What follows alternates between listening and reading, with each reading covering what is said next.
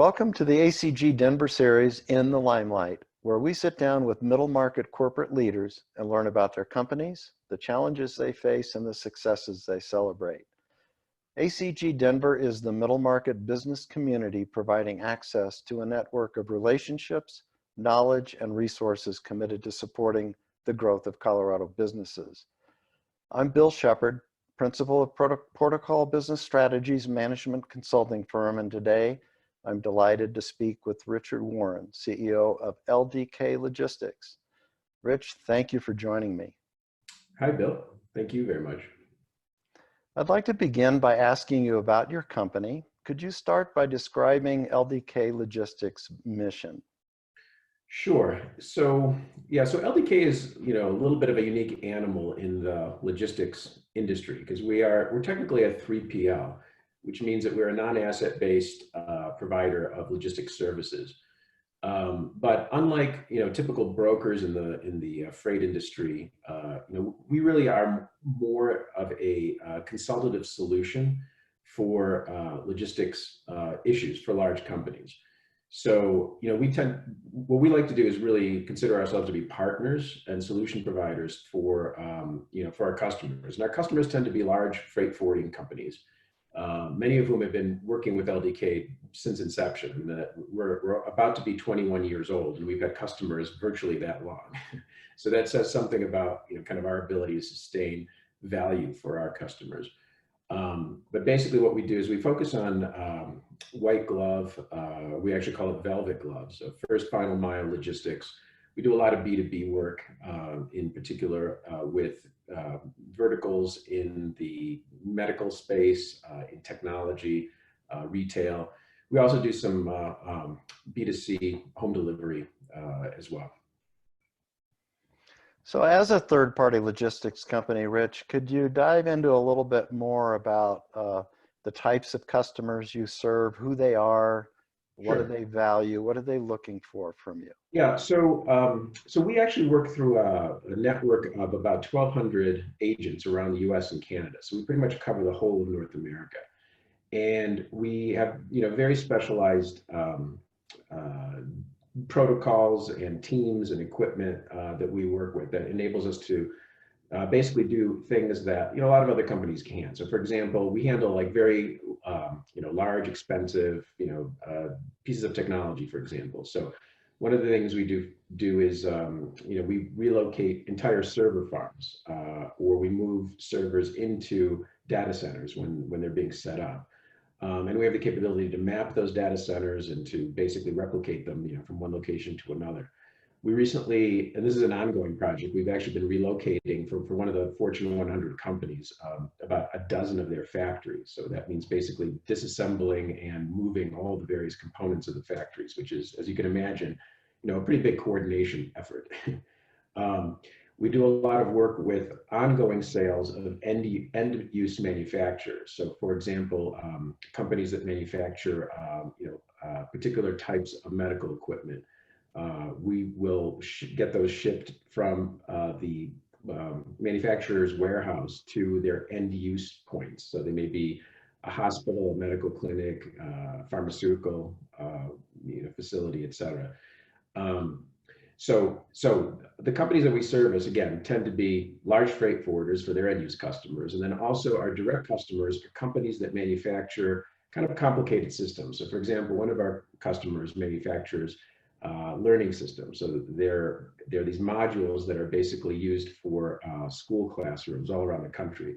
They're manufactured here in Colorado and then shipped literally everywhere. So, I mean, we are the solution provider for that company. So it's pretty diverse.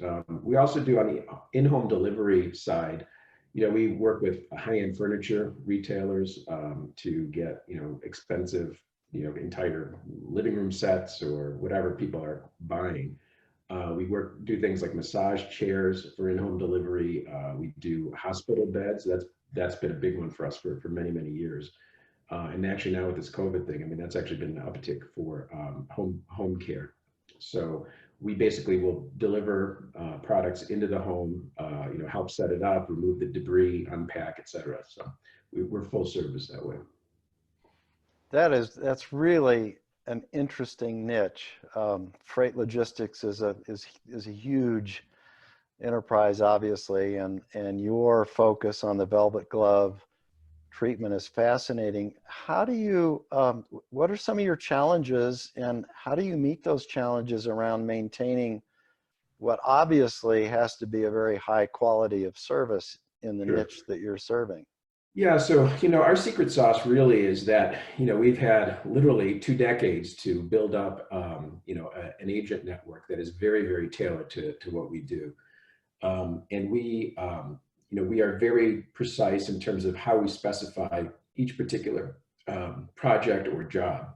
And we've developed a software system that's an in-house software system that basically manages our entire enterprise. And it's very much, again, tailored to the needs of our kind of velvet glove customers.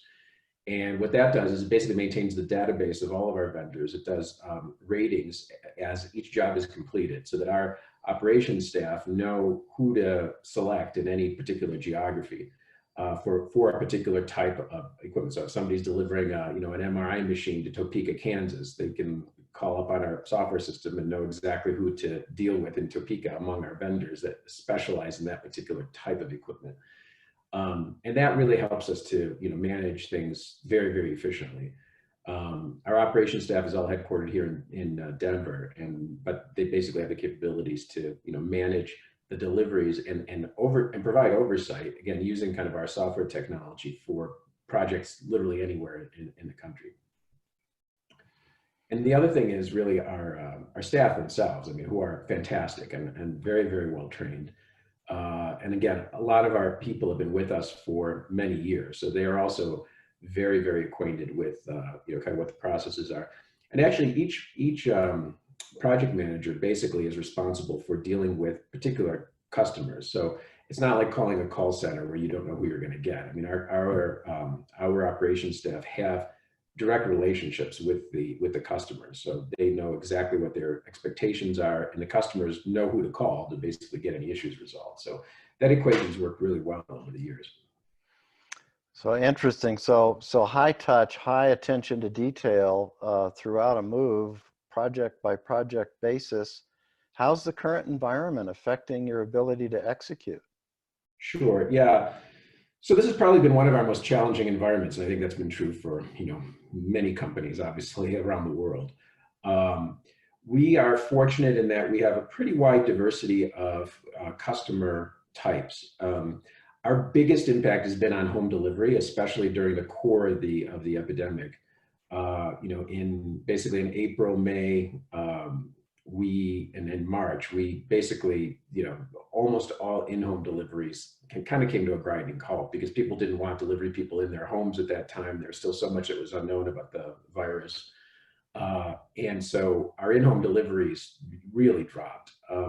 Fortunately, our B2B business, was our salvation because, the fact is that the factory moves that we were in the middle of, that didn't stop.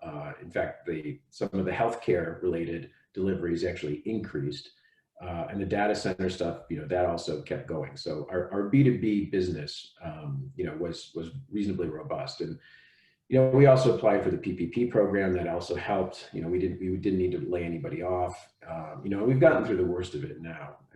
We've come back up, we've restabilized, and we've kind of come out the other end at this point. So, do you have a sense, Rich, of what the fourth quarter this year and first quarter of 2021 might look like for you? It's anybody's guess. I think it comes back down to what happens with, kind of this potential round two. I think the good news is, we know a lot more about the virus, and I think we know, the basics of how to respond to it.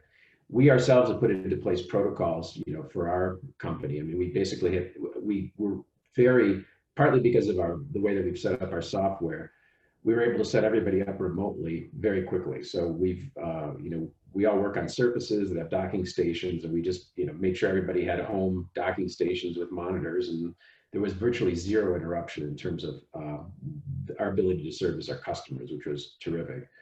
And so, we've now reopened our office, and we have a lot. Some people just prefer to come into the office. So I mean, we've got about between a third and a half people come in at any time.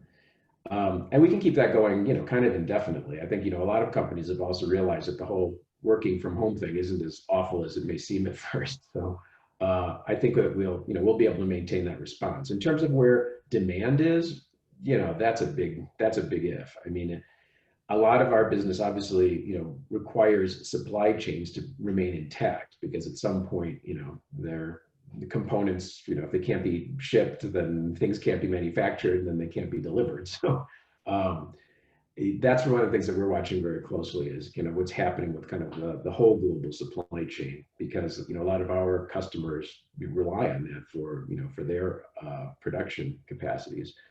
And I think, there were inventory levels that were still reasonable through the first round. Second round, that's a bigger question mark.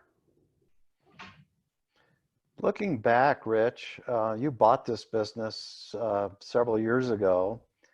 And as you look back, what are some of your proudest accomplishments that you and your team have made under your ownership that you would like to talk about? So I think one of the things that I am really proudest of is the fact that I feel like my focus has really been on empowering our employees to basically do the best that they can do. And I'm not a micromanager. So, I mean, one of the first things I did was kind of identify talent within the company and say, like, look, you guys put together a plan. This business better than, frankly, I probably ever will. And, let's see what happens. And so I ended up promoting a few people within the company. We created a structure that kind of made sense in terms of having a chief operating officer, VP of operations. None of this stuff ever really existed before. Previously, the owners just kind of, were involved in every aspect of everything. And, I come out of the private equity world, so that's definitely not my approach to, how to run companies. And it's been incredibly successful. I feel like the morale in the company has increased dramatically.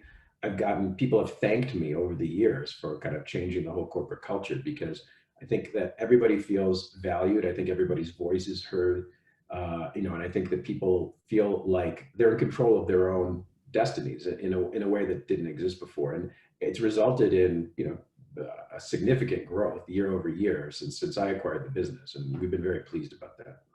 That's such a great story, Rich. So what's next for LDK Logistics? Well, kind of doing more of the same, keeping all of our customers happy. We also just hired a new outside sales director that we're very excited about, because he comes kind of out of the industry. He's got many, many years of experience and some very good relationships. And so we're hoping to basically diversify our customer base. We're kind of taking advantage of this moment, because somebody like him, frankly, wouldn't have been available had this COVID crisis not happened. So, I mean, it's not all doom and gloom. I mean, there are some bright sides. So, he's going to be focusing on, acquiring entirely new customers that we've never had before. So hopefully that will take us into, some new realms, new industries. The other thing I've been looking at is, growth by acquisition. So we are actually looking at acquiring some trucking companies that basically would support LDK around the country. So it would be a division essentially that would have some assets, and that will basically enable us to also bid on the types of jobs that we can't as a non-asset, 3PL. Some great insights and sharing. Thank you, Rich, for taking time to speak with us. We appreciate your sharing your story with us on In the Limelight. Thanks very much, Bill. Really enjoyed it.